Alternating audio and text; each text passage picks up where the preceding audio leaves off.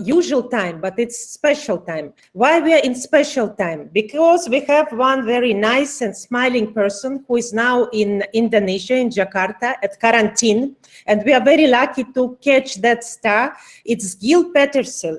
Why this man is famous and what is he famous for? He is international expert on business strategy.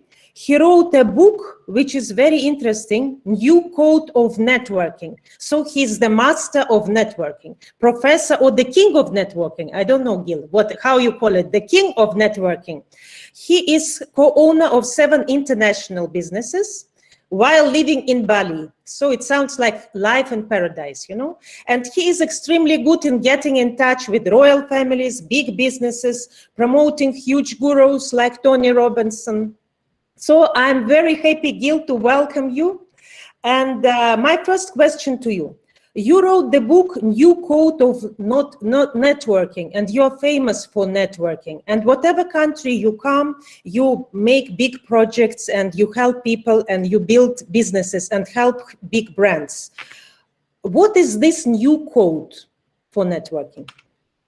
So first of all, thank you so much for hosting me. And I love that I'm able to serve your community from, you know, a little hotel room here during my quarantine. It's wonderful that I'm able to utilize this time to serve the world, which has been really a part of my mission, a part of my mantra, a part of how I live my life.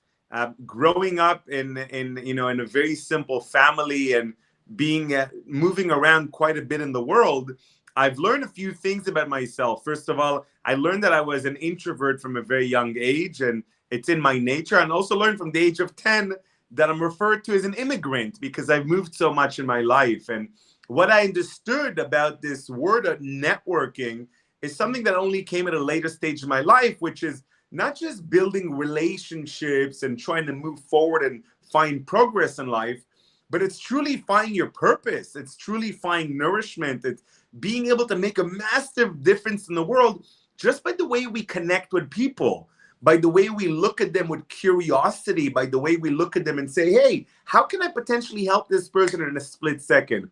Why is it that I met this person in this point in my journey in life? And could I say something then to help them out? Can I connect them with someone? And the new code for me is all about understanding that a massive part of our purpose in life is to create and organize this incredible network around us. It's to serve this network around us and to see how are we growing and flourishing in life due to these incredible people that we put around us. Now I can see a red bracelet on your hand. And as a person, a guru of networking, yes, tell me please, because I feel that your energy, maybe it's the energy of Bali or the energy of freedom is in you while you are speaking. Tell me please how you use this energy of freedom in networking, because you work with big businesses, you host huge events, and of course, it's different from the energy of jungle, from the energy of nature. How you combine, Gil, these two energies? So that's an incredible question. First of all, each one of these 5 bracelets I've received from a different, human being that wanted to bless me before a specific journey that I took. It was either a fire blessing or a water blessing. And it's something that I believe in because I believe that as humans, we are all angels to each other, which means each of us has the power to bless other people. And maybe some of your listeners saying, what is this guy talking about blessing? You know, I'm more of a religious person. I don't believe in God. Whatever it is that you believe in, you need to agree with me, if you choose to, that every single thing we have achieved in life is due to other human beings. We've been inspired by someone opened a door, someone introduced us to someone. And because of this knowledge, I've been able to climb up the ladder within the corporate world when I worked as a corporate employee, and climbed very, very quickly high up to understand how could I be of service to the CEOs of some of the largest companies in the world. And then I was thinking, well, if I want to play a role in the world and I don't have time to start growing as a politician, can I start working with incredible politicians in the world that I believe in and influence them in a positive way so that governments can have better relationships with each other? And corporations can understand a lot more about strategic partnerships and internal community or internal networking culture, where it's truly about asking for help. It's truly about giving service to each other. And yeah, I could definitely tell you that living in a lot of countries around the world, I've lived in many, many continents around the world. Yes, I can see you lived in Canada, Israel, Canada, Russia, UK, Bali, which is Singapore. Singapore, and the countries are all very different. It's not that it's Europe or Asia, very different list of countries. And I think it's what people really need in life. I think that people need adventures. People need diversification. People need to leave their comfort zone. And for myself as an introvert, as a shy guy, I remember in my 20s, walking up to a woman was difficult. And then walking up to high-level business people was also difficult the first few times. But breaking through that was very, very helpful when I started understanding that there's patterns and there's methodology. And you mentioned Bali. Bali has definitely given me a lot of, harmony in my life. And it taught me to calm down, and it taught me to become a superhuman and to understand how to have incredible energy to go to a place like Dubai for a couple of weeks and rock it. Like really be not just of service to them, but be a rock star for myself, to stay healthy and stay focused and stay of service and know how to make a difference in a short period of time. Gil, it is what you're saying is very positive, and definitely it gives a lot of hope, because I know that not every person can find this energy in life as you find it. Maybe you find it from nature, maybe you find it from people, maybe you find even it from yourself. You said you were introvert and it was difficult to come to a girl, to a lady.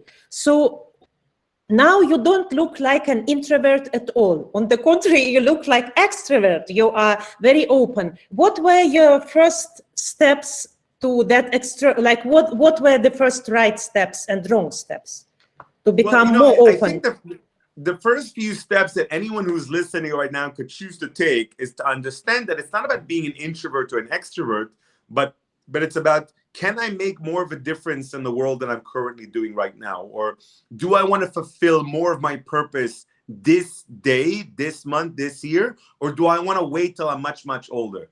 I decided at one point that I want to be more useful to the world. And what I needed to do is I needed to constantly step out of my comfort zone. We all know that in order to grow and flourish in life, we must face our fears and battle them one at a time. And we all have fears. And one of my fears was walking up to strangers. One of my fears was speaking in front of an audience. It was a huge fear. I remember being in school. I used to get very sick, physically sick, when the teacher told me I need to get up in front of a group of people. And as a young adult, I understood that speaking in front of a group of people was actually a hack. Instead of me walking up to them one by one and starting a conversation, I could speak in front of all of them for a few minutes, and then it's up to them to walk up to me. And that was a really good technique, because then I had to force myself to count 1, 2, 3, jump on stage and deliver what I could, because I knew that I was delivering from the heart, and I knew that I had something of valuable to offer to them. And that connected completely, not just to networking or the power of mastermind, something that I practice a lot, but this ability to look at human beings around you, which is where I get all of my energy.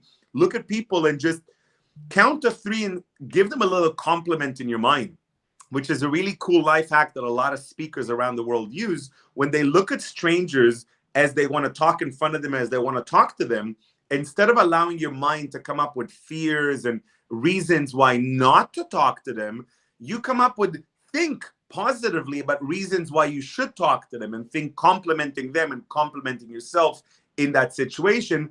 And it puts you in that moment where you're framing yourself to be a superhuman in front of them.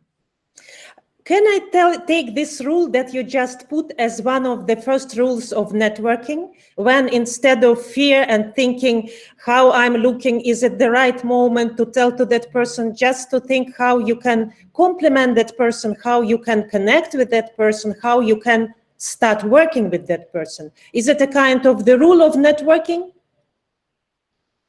It's definitely one of my first principles. You know, there's networking. Many people think that networking is starting with breaking the ice and walking up to someone, but actually networking starts at home, where you can actually have networking goals and you can outline networking priorities. It's something that I do a lot with my clients, is helping them identify who do they need in front of them in order to progress in life, in order to find more happiness, more wealth, more health in your body. Who do you need around you in your network? And first of all, identifying those people or characteristics in your life, and then thinking about them in a positive way, not fearful and not concerned and not judgment, but thinking about them in a complimentary way, being grateful to them. This is a really beautiful practice that people could do at home before they step into a meeting, before they go on a date, before they go into negotiation. They could put themselves in a positive and powerful way in order to connect in a more synchronistic way with the person itself.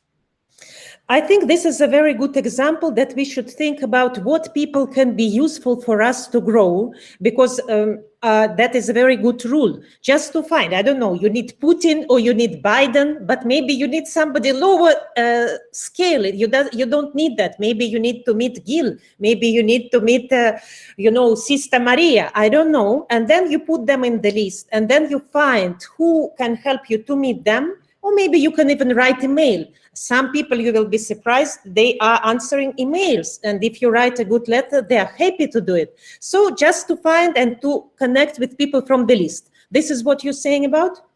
Well, so what you're actually asking is so much deeper than most people might understand, because if you ask the average human being around us today, who do you look up to? Who's your role model?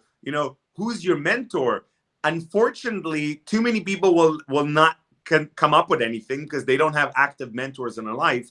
And then many people will identify all these individuals and characters in the world who are 100 steps above them, like you just said, Sister Maria or Putin or Biden. But there is no need.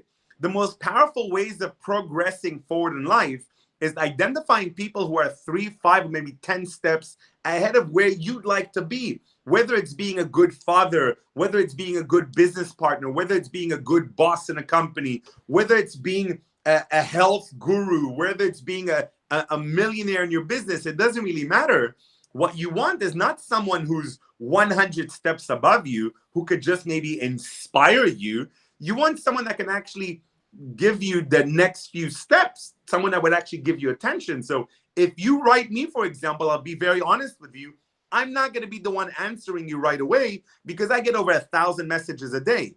But if you give me a reason to connect with you, my assistant will be the one answering you right away. And then if you give her a reason why you'd like to talk to me, which I love getting messages from people, I would pleasurably connect with you, because that's the most beautiful thing in life.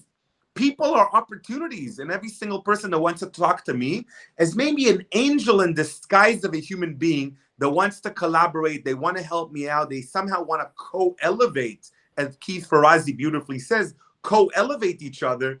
And that's the best way for me to continuously grow, to help others around me grow. So people out there, try to identify individuals who you look up to, who are not necessarily the biggest celebrities in the world, but people who are a few steps ahead of you, people who are active on social media, which means you could follow them and they can actually be your virtual mentor before you met them. People who maybe wrote a book, or people who are publicly speaking at events, which means you can have an opportunity to learn from them and connect with them physically when you choose to. Gil, this is definitely right said, but a lot of big business people and people in the Forbes list, when you talk to them, they don't have any mentors. If you say, Mr. So-and-so, how they will say, I don't have a mentor. This is a very, honest answer, and very often answer that you receive. Now the question to you, what do you think about this? Because I'm often asked that question. And, I had a chance while working in Nikkei, this is the third largest Japanese newspaper, to take the interviews with a lot of oligarchs, Russian oligarchs. Of course, none of them have mentors. Or they're not saying about that. Yeah, that's the question to you. Who is this mentor? So I've done business for many, many years in Russia, and I've done business with oligarchs and some of the most influential politicians in the country, I can guarantee to you that every single person there has a mentor, whether they like it or not. They have people that they look up to. Now, in some cultures, people refer to a mentor as maybe their boss or someone in a different department that is much more successful than they are. Whether every single person who's listening to this or not, every single person has 3 to 5 individuals that they look up to, and that for them is the next level up. That's how, as humans, we progress. Every single individuals out there in the real world has always achieved something that someone else has achieved before them. Even the fastest runner in the world, he would not have achieved be at that speed unless someone achieved something a little bit less than them. That's what we are as humans. We're always trying to get to the next level above another human being. And by the way, that is fair enough. Yeah, as you say, there is no need to invent the bicycle since the bicycle was invented. Maybe it's better to follow or to read or to meet, or if you don't have a chance just to meet, to follow that person who already did it. And that will just economy your time, save your time, and maybe in your life you will do something better because you saved that time. So that's fair enough.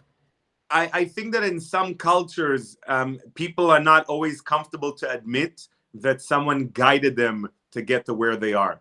I think that some men especially maybe are not vulnerable enough to admit that they had a hero come into their life and bring them to the level of where they are today. And it's not always one person. One person could take you to one level and then they move on, and then you find another person move on to the next level. It's not that you have one guardian angel your whole life that brings you up. Some people could believe that God is that for them, but I really believe that God puts on all these incredible human beings around us, and it's up to us to choose who do we connect with, who do we hold on to, who do we co-elevate with, and are we honest and open with ourselves and others that we need these people around us in order to get to the next level. Yeah, that's about vulnerability, and I'm happy that you mentioned it. I would like to ask you about your project that you're doing in Bali, and it is called Plastic Exchange. I heard it's ecological charity project. Definitely, it's very different from networking. Definitely, it's very different from growing brands, from earning money. You are doing something concretely, absolutely different. Why you choose to do it, Gil? What is that? So it's 100% connected to building brands and networking. For me, networking is every single time that I connect with individuals and I look to either find a way to help them or find a way to collaborate with them. And when COVID hit, I was very, very lucky and blessed to have met an incredible human being in Bali who was looking to help the local community by giving them food, by allowing them to survive during such a difficult pandemic, but without taking their dignity away. And, I'm always inspired by philanthropists around the world. And even though in my life, I've not always had a lot of money, even when it was a difficult time for me, I still found a way to give charity.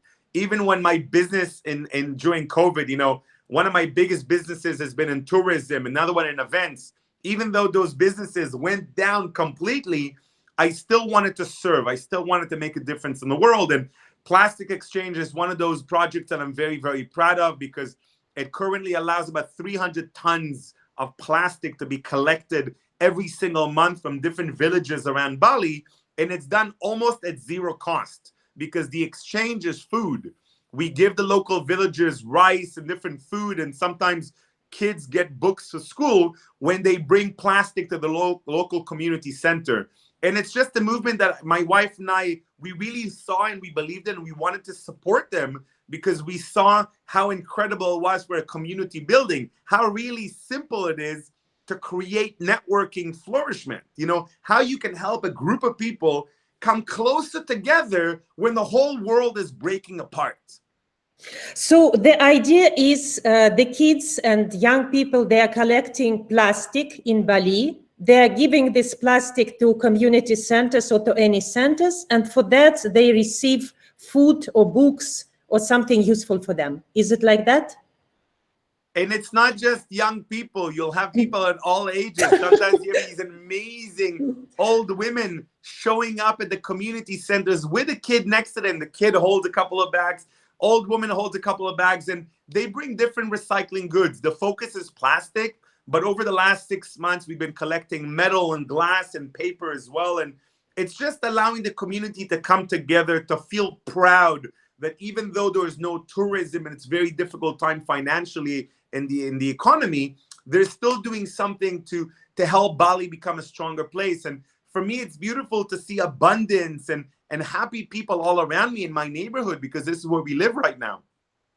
Are you planning to take this plastic exchange movement further, or you just want to leave it in Bali? For you, it's just the way to overcome. What are your plans now? So, it's not really about my plans, because it's not a project that I started, but it's a project I sit on the board of. I'm one of the biggest funders they have. So I raise money myself with other people. I give our own family money to actually support 6 communities around our home, 6 villages that we actually sponsor ourselves.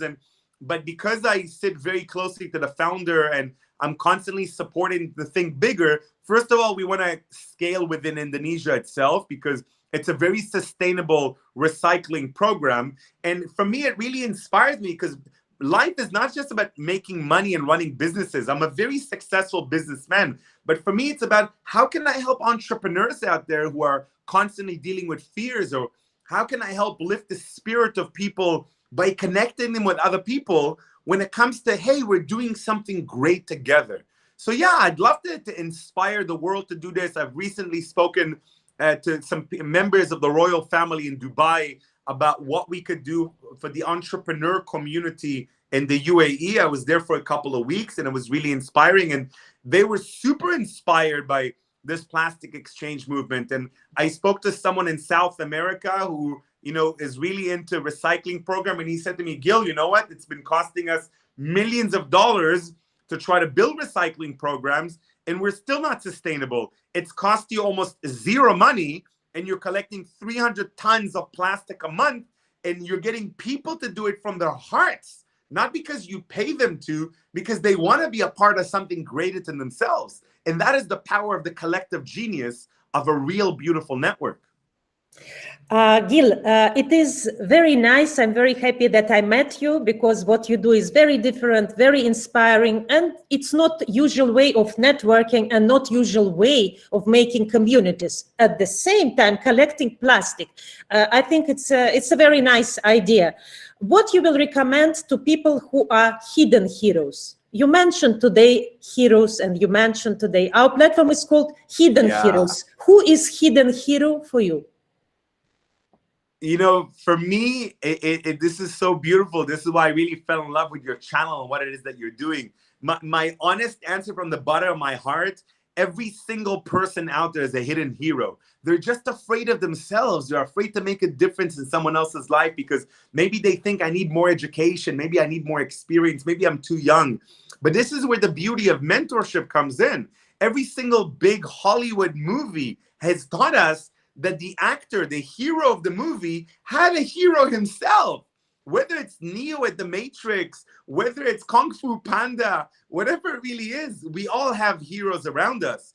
So I think the magic here is to just look within us and maybe just take a piece of paper and write down what's amazing about me, or, what's the most amazing things that I've achieved so far in my life that I could maybe tell others, or what are the most incredible things that I want to do in life that if I share with others, maybe we can collaborate. And I think truly a hidden hero is someone out there who's gone through a struggle in life, who knows what it's like to go through the hero's journey and what successful failures really are. And how do we mess up? I've messed up a lot in business, which is the only reason I can see my success being also a failure, and seeing my failure as being a great lesson in life.